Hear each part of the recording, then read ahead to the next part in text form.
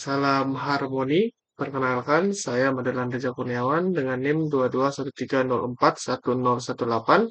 Saya merupakan mahasiswa S2 Pendidikan IPA, Universitas Pendidikan Ganesha.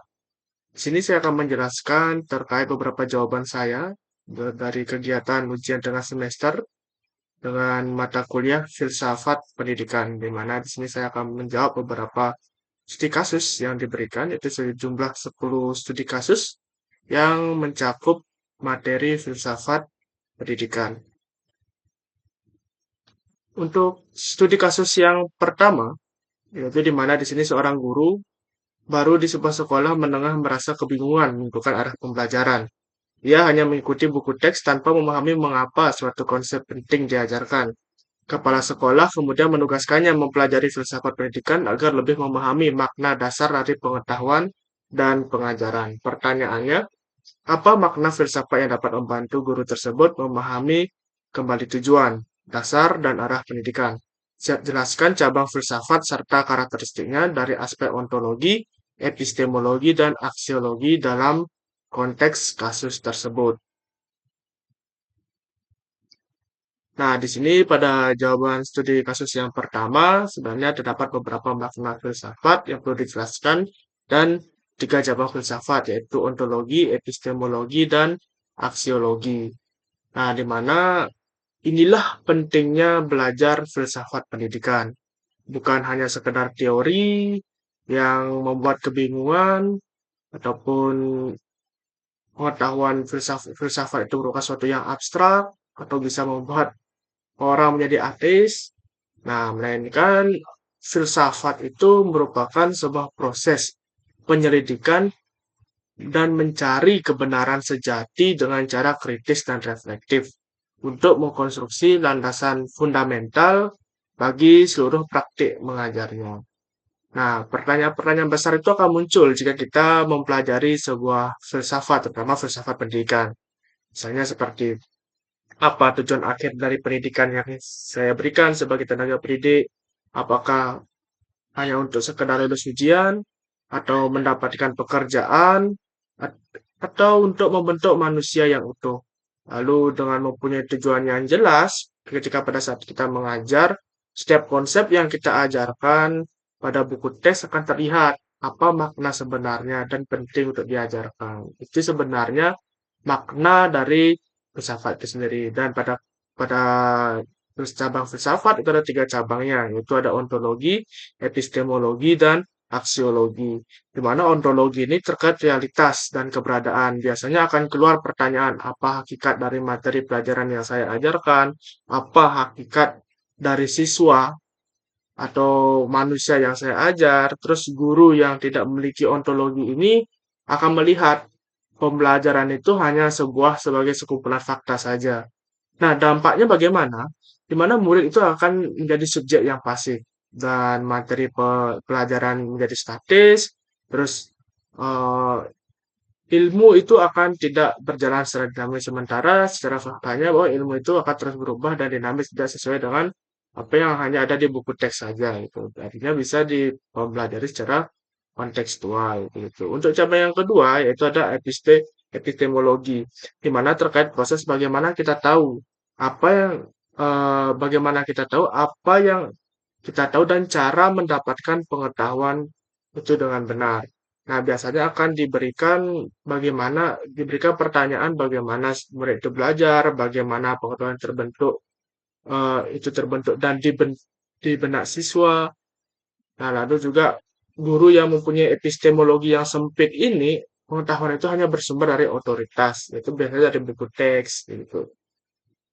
Nah, cara mendapatkannya untuk pengetahuan itu adalah melalui transfer langsung dari ceramah, membaca, ataupun menghafal. Nah, kebenaran adalah ketika jawaban siswa sama persis dengan kunci jawaban di buku. Kalau misalnya guru itu memiliki epistemologi yang sempit. Sementara di mana pengetahuan itu kan bisa diraih tidak hanya dengan cara menghafal, membaca, atau diceramahi, tapi juga dengan cara dia memiliki pengalaman secara langsung, baik itu dengan cara sosial, misalnya dengan cara kontekstual, dengan apa yang sudah dilakukan di sehari-hari dengan pengalaman sebelumnya, itu juga bisa diraih sebuah pengetahuan gitu.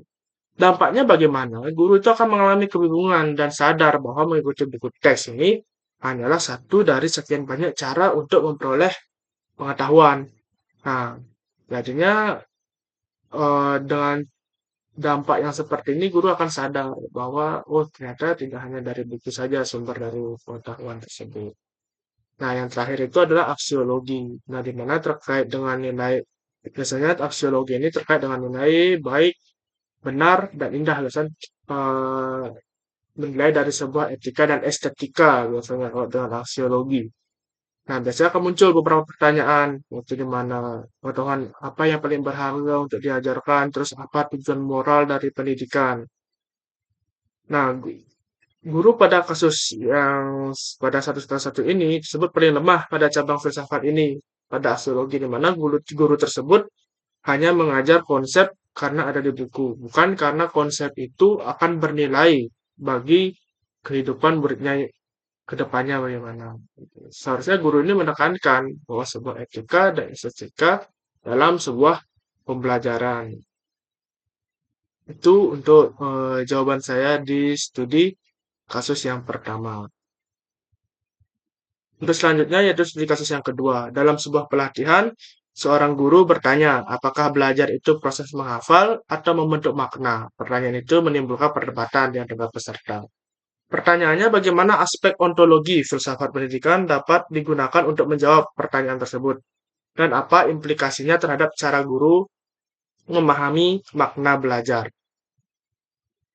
Nah, untuk pertanyaan ini, atau dalam kasus ini, itu terkait ontologi, di mana cabang filsafat ontologi ini mempertanyakan hakikat dari sesuatu, seperti pengetahuan itu sebenarnya apa. Murid itu dipandang sebagai wadah kosong atau agen aktif, seperti itu. Nah, pada ontologi ini, itu akan muncul sebuah kalimat yaitu berupa belajar sejati sebenarnya. Nah, di mana secara ontologis itu adalah sebuah transformasi, bukan transmisi. Di mana belajar sejati itu secara ontologis dipandang sebagai proses transformasi. Artinya pengetahuan itu tidak hanya diberikan secara langsung atau ditransfer secara langsung ke muridnya. Itu yang namanya transmisi. Artinya dia tuh hanya memandang siswa itu sebagai bejana kosong atau kertas kosong. Setelah itu ditransfer sebuah pengetahuan diisi oleh guru dengan cara metode ceramah dan lain sebagainya. Seperti itu. Sementara secara ontologis itu bukan sebuah proses transmisi, kan dia adalah sebuah proses transformasi, artinya dia sebuah proses perubahan. Perubahan apa? Perubahan kesadaran, artinya dia sadar. Ketika sudah murid itu sadar pada saat pembelajaran, artinya proses belajar dan pembelajaran itu berhasil. Nah, contoh proses sadar itu bagaimana? Ya, ambil salah satu contoh yaitu dia dari yang tidak mengerti menjadi mengerti, yang tidak paham menjadi paham. Artinya ketika sudah ada suatu proses tersebut, maka akan terjadi sebuah transformasi, gitu. Artinya sebuah transformasi adalah perubahan. Gitu. Perubahan pasti yang menuju ke dampak yang positif. Itu sebenarnya sebuah salah satu muncul kalimat belajar sejati pada cabang filsafat ontologis. Nah, dengan cara bukan dengan cara memandang bahwa belajar sejati itu sebuah proses transformasi, maka ini berarti pengetahuan itu bersifat dinamis dan dibentuk atau konstruktor. Nah, oleh individu melalui interaksi kritis dengan materi dan pengalaman dunia, di mana ontologi ini memandang juga materi pelajaran itu sebagai medium non status quo, di mana mendorong transformasi demokratis dan sosial, bukan hanya sekedar sebuah reproduksi sosial klasik. Nah, terus selanjutnya di poin yang ketiga pada ontologi, jika kita menjawab kasus ini dengan cara cabang filsafat ontologi, di mana peran siswa itu harus berubah, tidak hanya sebagai subjek pasif, melainkan berubah menjadi agen aktif atau active agent, di mana guru itu harus menyadari bahwa jika siswa adalah agen aktif yang berinteraksi secara kritis dan dinamis, maka tugas pendidikan bukanlah mengisi kepala, tetapi menumbuhkan kapasitas dan tanggung jawab moral. Nah, dalam rangka ini, penolakan terhadap modernisasi adalah pengakuan terhadap kebebasan ontologi siswa, karena di dalam sebuah salah satu filsuf yaitu Paulo Freire dalam bukunya Pendidikan Kaum Tertindas. Di sana sangat menekankan sekali kebebasan dari sebuah murid bahwa dia itu merupakan sebuah agen aktif, bukan sebuah subjek yang pasif dan bagaikan sebagai bejana kosong atau kertas putih seperti itu. Nah, artinya jika kita sebagai guru, sebagai ataupun sebagai tenaga pendidik yang hanya memberikan pengetahuan dengan cara menceramah atau memandang sesuatu sebagai sebagai kosong, oh kita berikan pengetahuan ini contohnya seperti oh ini materi fotosintesis, oh ini materi hitung Newton, oh ini materi stekiometri gitu misalnya. Kita langsung berikan seperti data. Nah, jadinya oh sebagai banks of knowledge jadinya sebuah murid itu jadinya dia hanya sebagai sebuah bank, dia datang ke sekolah menerima menerima pengetahuan yang diberikan oleh guru. Nah, itu sangat-sangat menolak tolak belakang terkait filsuf apa tuh pandangan filosofi dari Paulo Freire. Dan jika kita sebagai tenaga pendidik masih melakukan seperti itu, artinya kita sama sama saja dengan kegiatan menindas gitu adanya di dalam buku pendidikan kaum tertindas.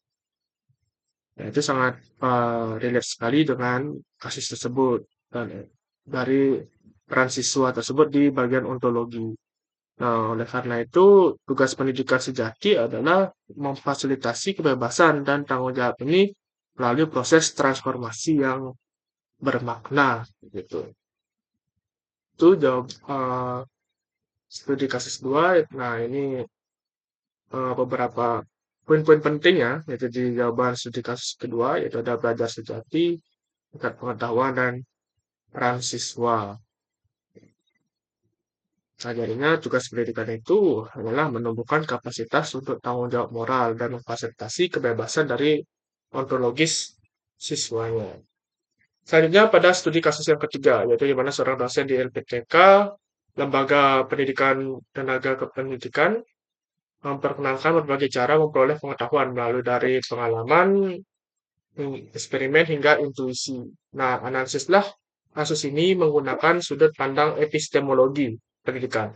Bagaimana pemahaman tentang sumber pengetahuan mempengaruhi metode mengajar. Nah, ini sebenarnya ada 3 poin penting dalam jawaban studi kasus yang ketiga, yaitu ada sumber pengetahuan, ada sumber pengetahuan utama, ada implikasi metode mengajar, dan kriteria kebenaran lunar tersebut. Nah, di mana dosen tersebut secara eksplisit menggarisbawahi 3 sumber utama pengetahuan yang seharusnya mempengaruhi metode mengajar. Yang pertama itu adalah rasionalisme, diperoleh melalui akal dan penalaran logis sejalan dengan tradisi berkumpul dan diskusi yang digagas oleh bangsa Yunani, yaitu melalui sebuah dialektika dengan menggunakan tesis, antitesis, dan sehingga menimbulkan sebuah sintesis. Hanya ada empirisme, di mana diperoleh melalui indera dan pengalaman atau eksperimen, dan konstruktivisme, di mana pengetahuan dibentuk oleh siswa melalui interpretasi dan refleksi dari pengalaman. Jadi diwujudkan dalam sebuah proyek kreatif seperti itu. Nah, di mana tenaga pendidik profesional, itu khususnya dosen ataupun guru, itu harus mampu memadukan ketiga sumber ini, sumber pengetahuan ini. Di mana dengan teori rasionalisme, ataupun melakukan eksperimen atau empirisme, dan mengajarkan proyek kreatif atau konstruktivisme. Mana ini akan menumbuhkan berpikir kritis dan fleksibilitas intelektual. Nah, fleksibilitas inilah juga tercermin dalam kriteria kebenaran yang plural gitu, seperti poin yang ketiga, di mana kebenaran ini tidak hanya diuji berdasarkan korespondensi atau kesesuaian pernyataan dengan fakta, tetapi juga koherennya. Bagaimana konsistensi ataupun keterkaitan pernyataan dengan sistematisasi konsep lainnya. Artinya dengan cara eh, implikasi metode mengajar ini sehingga harus dikolaborasi dari ketiga sumber pengetahuan itu. Namun tidak hanya berdasarkan fakta saja, tapi bagaimana konsistensi dari konsep tersebut harus tetap terjalin seperti itu. Untuk studi kasus yang keempat, dalam revisi kurikulum sekolah muncul perdebatan apakah pendidikan harus menekankan nilai moral atau cukup berfokus pada pencapaian akademik. Pertanyaannya, gunakan aksiologi pendidikan untuk menganalisis kasus tersebut, bagaimana nilai dan etika mempengaruhi arah serta tujuan dari kurikulum. Nah, di sini sebenarnya jawabannya ada beberapa 2 poin penting, yaitu sudut pandang aksiologi serta penolakan dari reduksi tersebut. Nah, aksiologi pendidikan itu menentukan nilai tertinggi, penentuan nilai tertinggi atau highest good yang diupayakan oleh sistem pendidikan. Itu sebenarnya dilema dari aksiologi pendidikan. Sementara aksiologi pendidikan di Indonesia harus selaras dengan ideologi bangsa Pancasila yang menuntut sistem pendidikan yang holistik dan sesuai dengan karakteristik apa yang ada di nilai-nilai dari Pancasila tersebut, dari kelima sila tersebut. Nah, perbedaan antara nilai kemutlakan moral atau nilai insani yang mengandung nilai etika, estetika, dan cenderung abadi, itu atau sebagai peringkat anggota masyarakat, dengan nilai akademik atau capaian yang bersifat dinamis. Nah, aksiologi ini menolak pandangan yang hanya menekankan capaian akademik, karena itu akan menghasilkan individu yang cerdas kognitif, tetapi rapuh secara karakter. Oleh karena itu, kurikulum harus berfungsi sebagai ruang pembentukan karakter dan nilai moral. Nah, aksiologi ini juga berfungsi sebagai filter etis yang memastikan bahwa pengetahuan yang diajarkan itu harus diiringi oleh etika dan tanggung jawab moral. Dari kasus yaitu kasus yang keempat itu terkait perdebatan tentang nilai moral atau cukup berfokus pada pencapaian akademik. Jika secara aksiologi itu tidak hanya memandang sebuah kita harus akademis yang tinggi, melainkan nilai etika, estetika, nilai moral, nilai karakter itu juga sangat penting supaya tidak menjadi sebuah murid yang lulus karena dengan kognitif yang tinggi, melainkan karakternya sangat rapuh, gitu. Tidak ada attitude, gitu. Misalnya kalau sebuah murid yang hanya berpandangan seperti itu.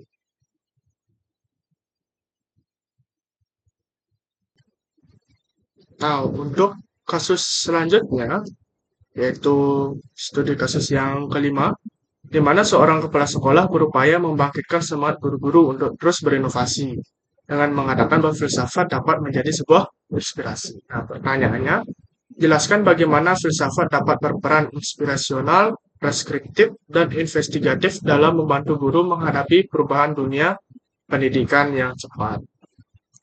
Nah, sebenarnya di sini terdapat tiga fungsi fundamental dari filsafat pendidikan, yaitu inspirasional, roda soden, preskriptif, roda motion, dan investigatif. Nah, kita akan bahas dari yang pertama, yaitu terkait fungsi inspirasional. Nah, di sini itu menggambarkan cita-cita atau visi ideal pendidikan, atau saya disebut soleh.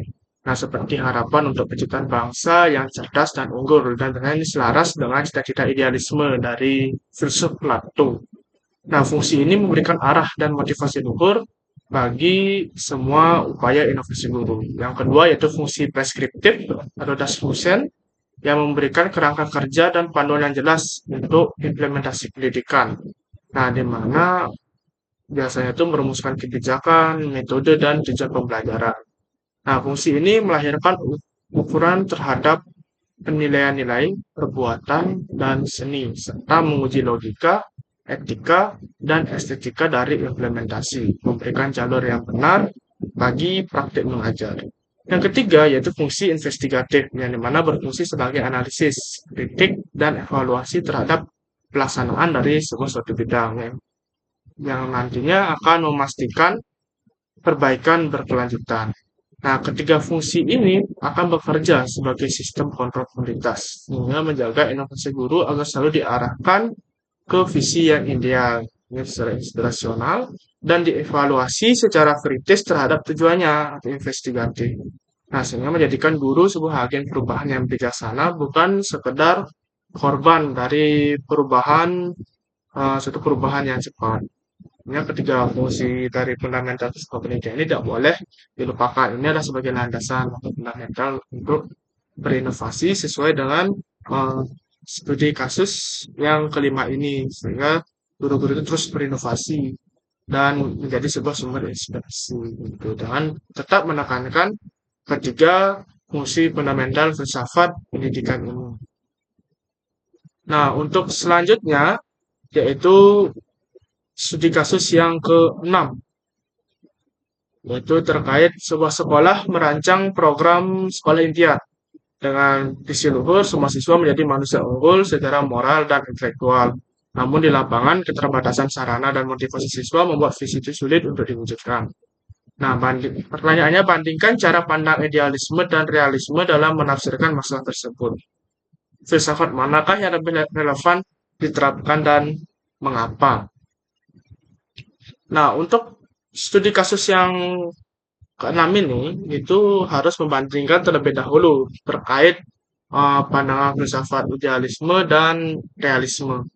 Nah, di mana pada idealisme, yang disebut idealisme berpandangan bahwa realitas tertinggi itu adalah ide, spiritual dan mental, dan fokus pendidikan itu harus terletak pada sisi luhur, pengembangan potensi rohani, dan pembentukan pribadi yang bermoral. Sementara dan idealisme akan menafsirkan masalah ini sebagai kegagalan menanamkan ide yang unggul dan mengabaikan nilai-nilai moral. Sebaliknya realisme berpandangan bahwa realitas bersifat objektif dan fisik ada terlepas dari pikiran manusia dan fokusnya adalah pada fakta empiris di lapangan, di keterbatasan sarana, motivasi siswa.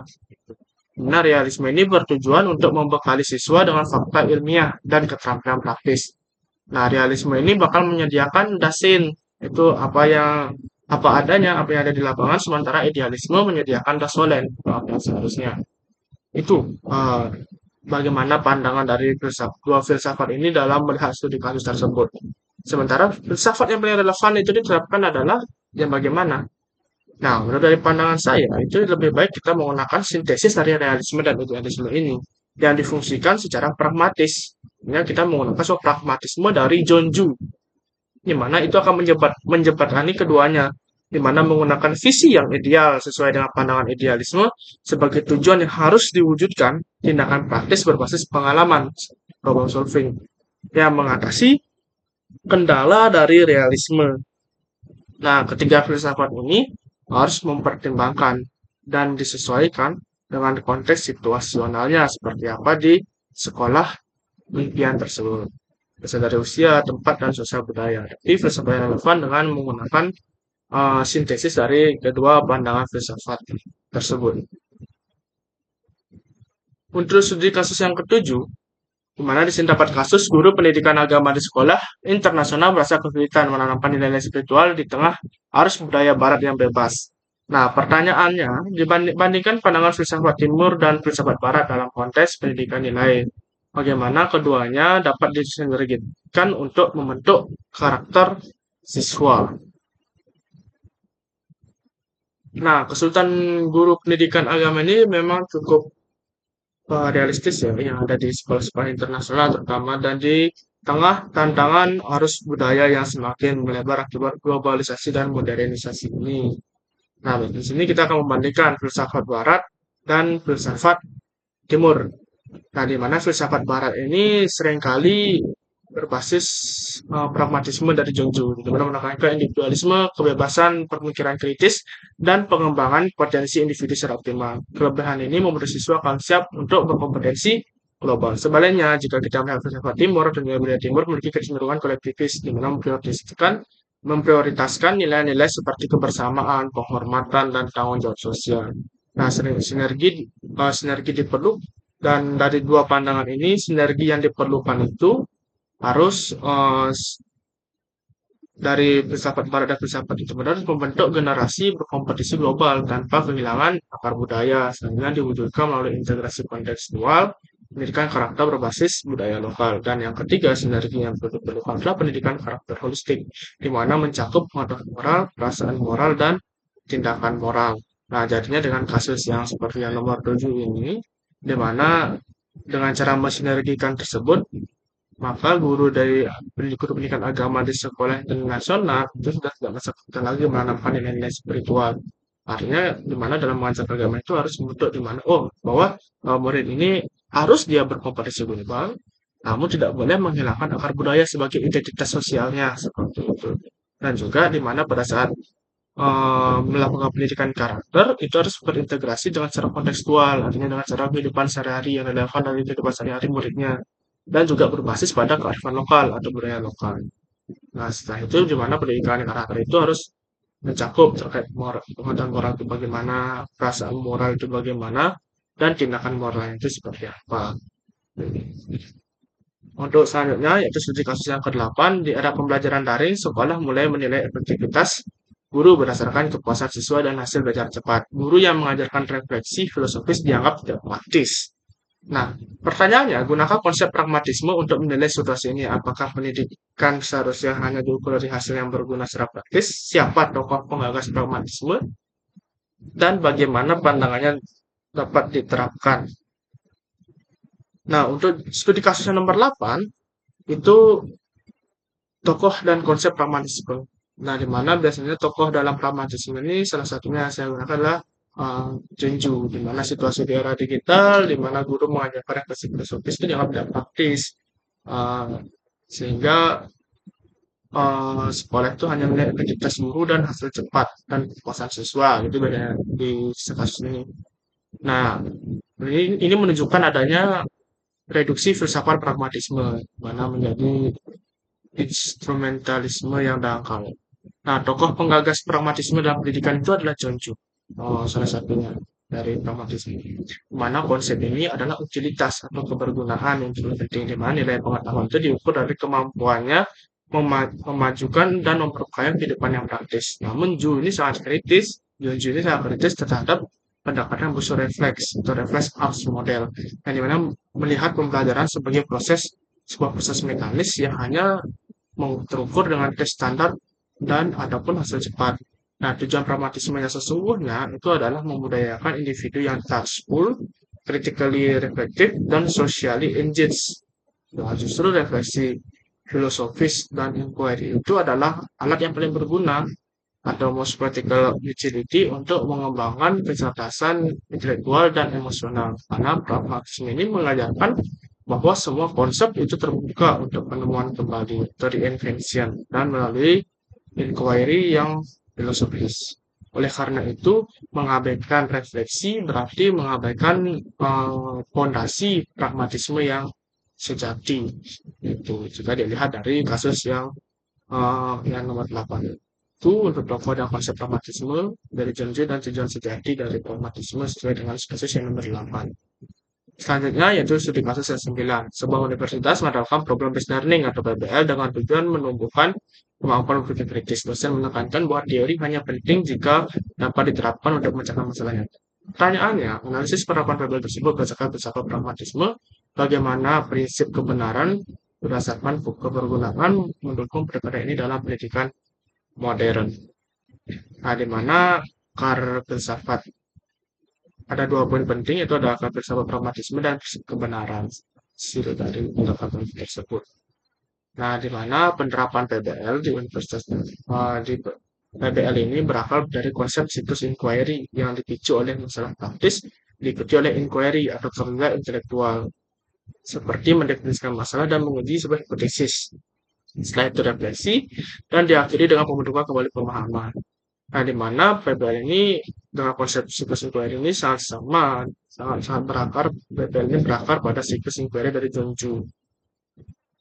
Nah, di mana prinsip kebenaran atau berasa kebergunaan sesuai dengan konsep pandangan dari filsafat pragmatisme itu mendukung pendekatan ini secara sempurna, di mana kebenarannya itu diukur bukan dari kesesuaian teori dalam buku teks, melainkan keberhasilan fungsional solusi yang dihasilkan dalam memecahkan masalah yang kompleks, komprehensif, dan sesuai dengan dunia nyata atau relevan dengan dunia nyata dari studi tersebut.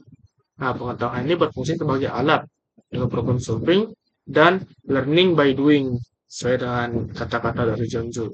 Dan solusi tersebut adalah benar jika ia berhasil memuaskan kebutuhan dan keraguan yang memicu inquiry tersebut. Di mana pendekatan ini secara efektif menumbuhkan pemikiran kritis dan melatih siswa untuk menjadi anggota masyarakat yang mampu menyelesaikan masalah sosial melalui dialog kritis yang merupakan esensi dari masyarakat pragmatis dan demokratis. Nah, itu merupakan hasil dari uh, PBL tersebut. Nah, sesuai dengan kasus yang dosen penangkapan teori hanya penting jika dapat diterapkan untuk memecahkan salah dengan menggunakan prinsip ini, PBL ini sangat benar-benar sangat bertujuan untuk menumbuhkan kemampuan berpikir kritis dan memberikan solusi untuk memecahkan masalah dari sebuah model pembelajaran dari PBL tersebut. Oke, untuk kasus yang 10, yang terakhir, yaitu di mana seorang guru senior merefleksikan pengalamannya. Ia pernah menjadi idealis, kemudian realistis, dan kini pragmatis dalam mengajar. Ia menyadari bahwa setiap filsafat memiliki tempatnya masing-masing. Nah, di mana pertanyaannya, analisis perjalanan filsafat guru tersebut dari sudut pandang perkembangan paradigma filsafat pendidikan, bagaimana perubahan pemahaman filsafat dapat membantu guru menjadi pendidik yang lebih bijak. Nah, sebenarnya perjalanan guru senior itu berupa refleksi dari idealisme, satu ke realisme, satu ke pragmatisme. Di sini saya akan menjelaskan dari ketiga fase tersebut yang nantinya perkembangan paradigma filosofi pendidikan ini yang matang dan berujung pada kebijaksanaan pedagogis. Yang pertama adalah fase idealisme di mana menetapkan standar moral dan visi luhur. Nah, selanjutnya ada fase realisme datang sebagai kritik dan penyeimbang, di mana membawa guru pada kesadaran pentingnya fakta objektif dan keterbatasan lapangan. Dan terakhir, pragmatisme itu berfungsi sebagai titik sintesis dan adaptasi, di mana guru yang bijak menggunakan idealisme sebagai pandangan etis, realisme sebagai diagnosis lapangan, dan pragmatisme merancang proses pembelajaran yang fungsional dan adaptif. Nah, perkembangan ini menunjukkan adanya fleksibilitas filosofis, yaitu di mana kemampuan guru untuk memilih dan menerapkan paradigma yang paling tepat sesuai dengan konteks situasionalnya, usia siswa, tempat, dan sosial budaya. Nah, kemampuan ini memungkinkan guru menjadi pendidik yang efektif, yang tindakannya diformasikan oleh refleksi, kritis, dan berorientasi pada pembentukan manusia yang utuh. Nah, dari kasus yang nomor 10 ini, bahwa benar bahwa guru senior ini biasanya bakal merefleksikan dari pengalamannya sehingga pandangan filsafatnya itu akan beralih. Yang dari idealisme harus sesuai dengan bagaimana nilai yang ideal, selanjutnya itu dia realisme dengan cara melihat realistis di lapangannya bagaimana, lalu dia akan mengubah cara pandangnya atau paradigma pandangannya menjadi realisme, yaitu dengan mengkritik bahwa ada keterbatasan di pada saat mengajar ini seperti ini, baik itu dari sarana dan prasarananya dan lain sebagainya. Nah, itu karena dia sudah mengetahui secara realistis seperti itu, maka akan mengubah ke pragmatisme di mana sesuai dengan utility atau kebergunaan ketika dia sudah mengajar, di mana dia akan memberikan pengetahuan yang sesuai dengan kebutuhan dari siswanya, sehingga akan muncul beberapa model, biasanya akan menggunakan model PBL yang akan merancang sebuah solusi sesuai dengan masalah yang ditemukan yang diselesaikan seperti itu dan tidak hanya sebuah nilai-nilai yang panduan etis seperti itu. Nah, di mana ini akan memunculkan sebuah kebijakan pedagogis seperti yang tadi saya bilang. Yang akan mendapat paradigma yang paling tepat, yang sebagai tenaga pendidik yang efektif. Itu. Sekian yang dapat saya sampaikan pada ujian tengah semester pada mata kuliah filsafat pendidikan ini terkait menjawab 10 studi kasus mencakup materi-materi yang ada dalam filsafat pendidikan. Sekian yang dapat saya sampaikan. Mohon maaf jika ada salah kata dalam video ini dan saya ucapkan terima kasih. Salam harmoni.